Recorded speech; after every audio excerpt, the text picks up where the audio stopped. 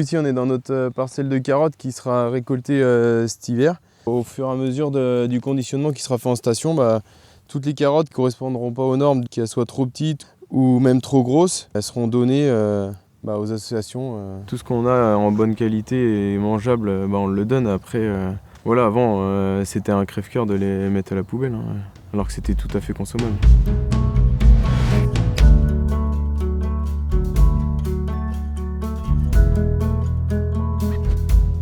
Moi j'ai toujours aimé faire pousser les légumes et en fait on travaille pour produire un produit qui finit directement consommable. Encore plus quand on le conditionne et qu'on le lave à la fin, nous on finit le produit, on va dire.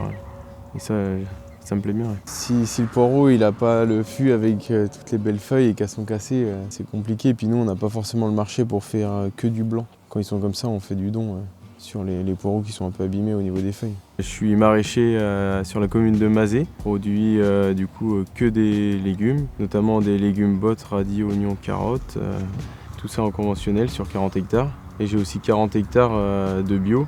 On produit des asperges, des radis noirs, des patates douces, des oignons et du poireau. Et il y a un petit défaut sur le côté, mais bon il y a toute une grosse partie qui est saine. Ouais. Le reste c'est soit jeté au champ, soit jeté en station. Oui, il y a beaucoup de dons possibles là-dessus. C'est pour ça qu'on en a beaucoup. J'ai toujours fait un petit peu de dons là, avec les Restos du Cœur, mais pas dans l'ampleur dans laquelle on l'a fait aujourd'hui. Et puis en fait pour moi c'était une contrainte d'aller démarcher toutes les associations et du coup pour moi c'est beaucoup plus simple. J'ai qu'un seul interlocuteur au lieu d'avoir plusieurs associations. C'est facile. En fait, moi, je voulais pas me rajouter une contrainte avec le don. Si l'appel il est fait le lundi ou le mardi, la collecte elle peut être le mercredi, jeudi. Si on en a trop, arrivé le vendredi, on prévoit une collecte le mardi suivant. Après, nous, on a aussi de la chambre froide qui nous permet de stocker si tout n'est pas donné. Donc, on n'est pas quelques jours près. La carotte, ça se conserve assez bien. En fait, maintenant, on anticipe. Je vais dire, tiens, je vais ramasser du poireau. Je sais que je vais avoir du poireau. Du coup, on le propose. Après, des fois, il y en aura plus ou il y en aura moins. Mais au moins, tout sera donné et puis le plus rapidement possible. Je crois qu'on pouvait donner des fois jusqu'à 5 tonnes par mois, facilement. Ouais.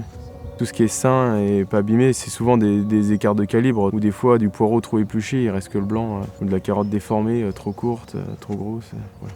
Et du coup ça représente un peu de volume. On en avait fait il y a 2 ans, on avait eu que des trop grosses, on en avait qui faisaient 6 kilos. Parce que normalement ils vendent pas au-dessus de 800 grammes. Donc en fait des fois on en a qui font 1 kg, 2 kg, 3 kg, donc c'est vraiment des très grosses. Du coup on jette tout ça quand même. C'est plutôt éviter le gaspillage en fait. Quand on a mis de l'énergie pour produire nos productions et qu'à la fin on les jette, franchement c'est difficile.